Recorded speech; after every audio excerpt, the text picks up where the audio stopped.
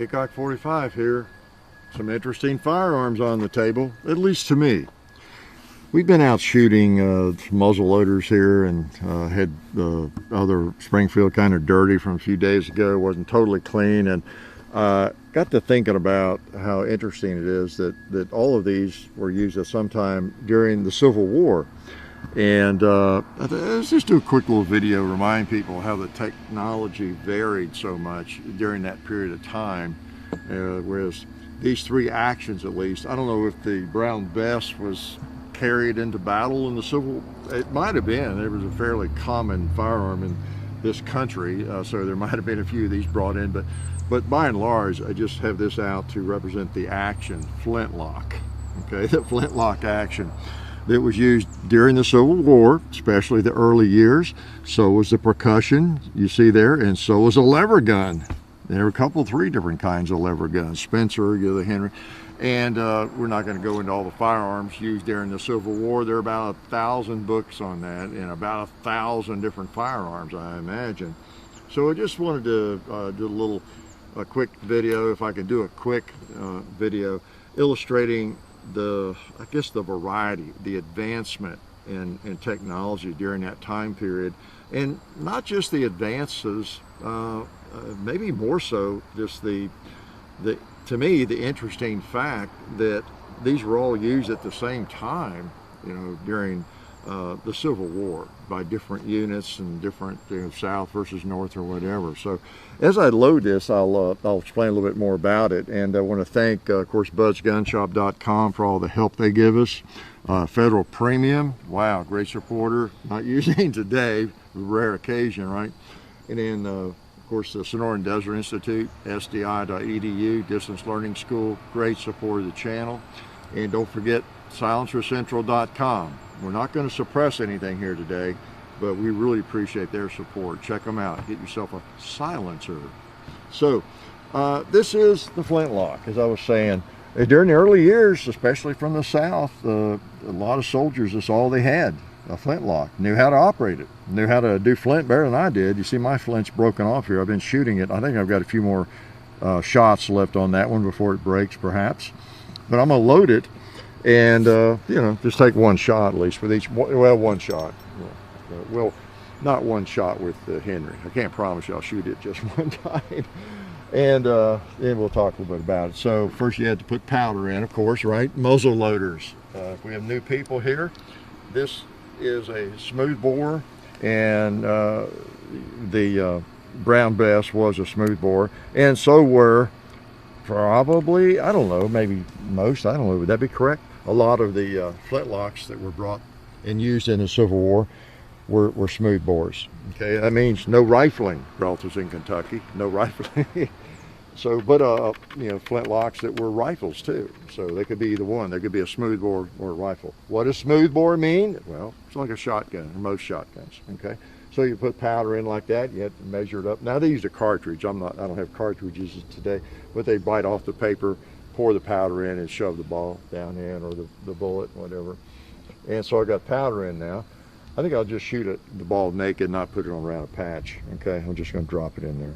Okay, kind of in the interest of time, you can patch it and get a little better accuracy, maybe get a little bit tighter. But I'm just going to shoot something up close here. Doesn't matter, and I'll probably miss anyway. So we got a smooth bore. We've got flintlock, and for those who don't know how a flintlock operates, look at our videos.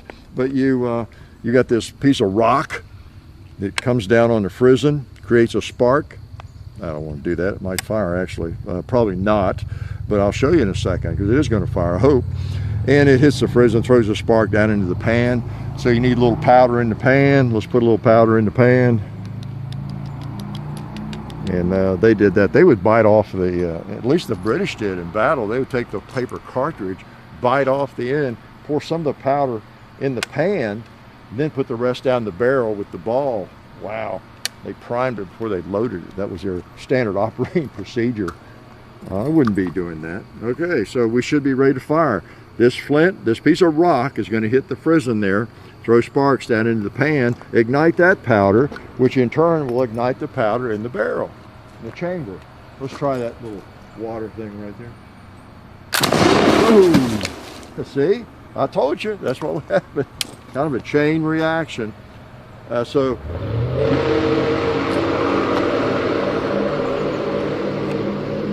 you have a technology that had been around for like a couple hundred years, and there it was, still being used when the Civil War broke out. It worked. It had proven itself. People knew how to operate it. They knew how to nap the flint and get the flint set right. And even I can do that pretty well. And I'm not a flint napper. I don't fix or work on it much. I don't do that. But I have flint. I can replace the flint, get it situated to where it'll work, where it'll break off, right?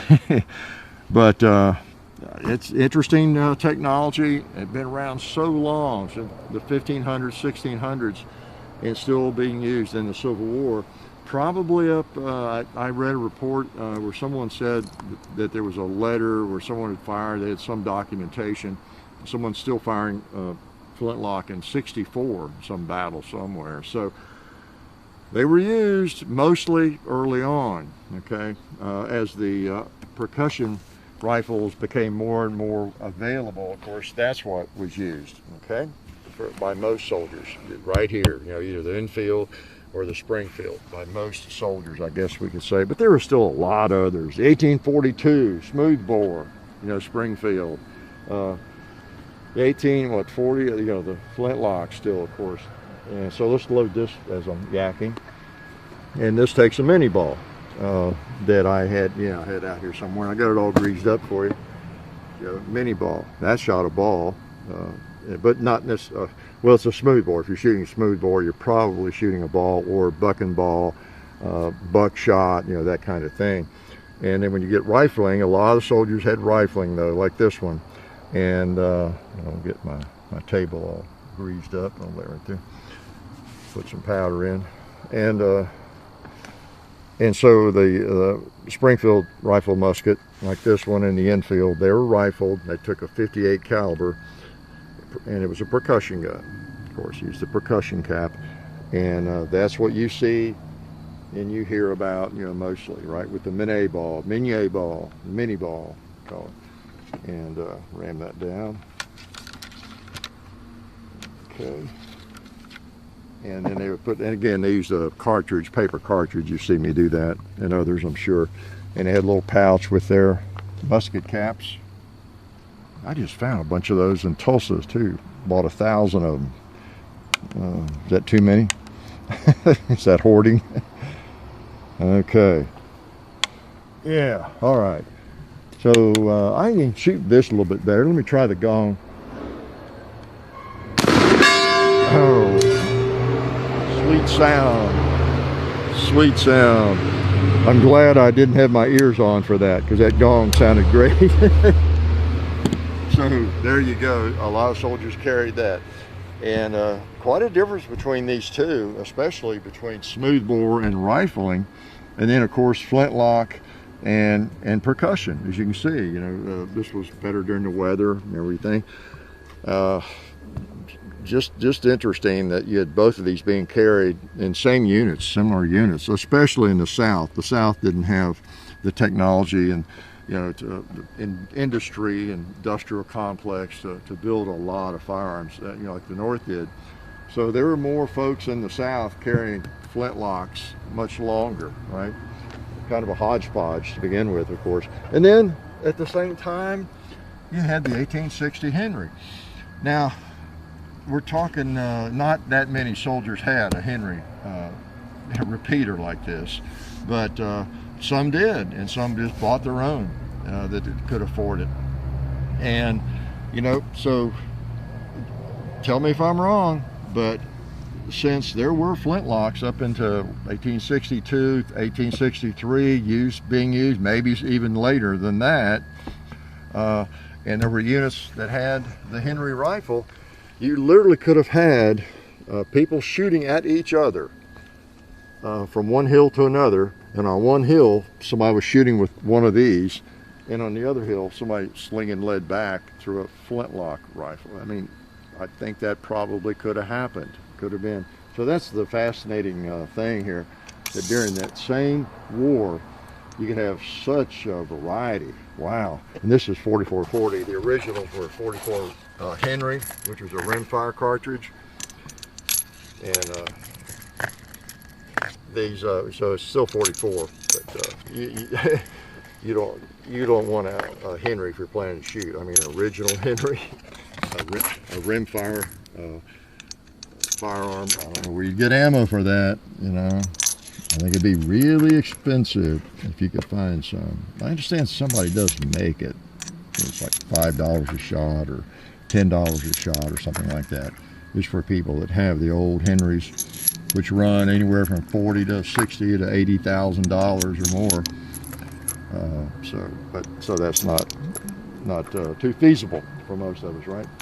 So you're talking about, can you imagine? I mean, a firearm like this, a lever gun that holds 15, 16 rounds, and you know, it's just like most lever guns. You can put lead out pretty fast, and a metallic cartridge. I mean, think of the difference, the contrast. You got a flintlock smooth bore, and you have some percussion smooth bores as well. Here you have a rifle that holds this many rounds and a metallic cartridge. Pretty amazing. Same war. And of course you had the Spencer and others. All right, let's try this one. See how it shoots. I said I'd shoot each one once, didn't I? I'll probably do that more.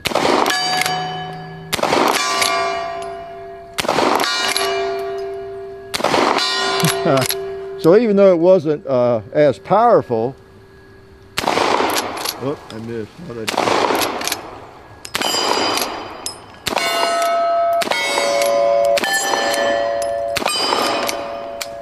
So even though it wasn't nearly as powerful as really either of those two, the firepower with having that many rounds would really be desirable, wouldn't it? But it was expensive, and they couldn't outfit that many people with it. There were not that many in production, I think, at the time. Expensive. The philosophy was not really, as you know, get as many rounds in the soldier's hands as you can so he can throw out a lot of lead. They were more focused on marksmanship and making that one shot count and all that kind of thing anyway. But we have learned, though, that the value of that, and it was learned in that war even by soldiers who carried that. So anyway, just a reminder. Thought it'd be kind of fun to shoot these and talk to you a little bit about it. So many different firearms used in the Civil War during that time period. So many interesting firearms. And again, the Brown Bess, I don't know if it was used there, and this is kind of a carbine version of it. I got, by Pedersoli, but it just mainly is here to represent flintlock. It's really the only flintlock long gun I have, and it's an interesting technology that actually works, really. And of course, they all three work, just differently, right? So yeah, the same 4 or 5 year period, this kind of variety out there in the field is just pretty interesting. Different types of propellant, or not propellants, but projectiles. Big old 75 caliber, well, this is a 75 caliber ball. The most common ball you would have seen in a smooth bore during the Civil War would have been 69 caliber, from the Charleville and the Charleville descendants, some of the Springfields that were based on that. And then the 58 caliber and the percussion rifle muskets, the Springfield and the Enfield. And then the Henry was a 44 rimfire. So, but anyway, but mainly we could talk 3 days if I knew enough about all the various Civil War firearms. But I just thought it was interesting, the progression, and not only progression, but just the stuff that was around at the same time and used at the same time. Especially these two. But there were still some flintlocks out there floating around mid-war, I guess, maybe right to the end. I don't know. Some poor soldier may never have gotten his hands on one of these. Maybe he didn't want his hands on one of these. He liked his trusty old flinter and knew how to keep the flint working and didn't have to worry about the musket caps. I don't know. Who knows?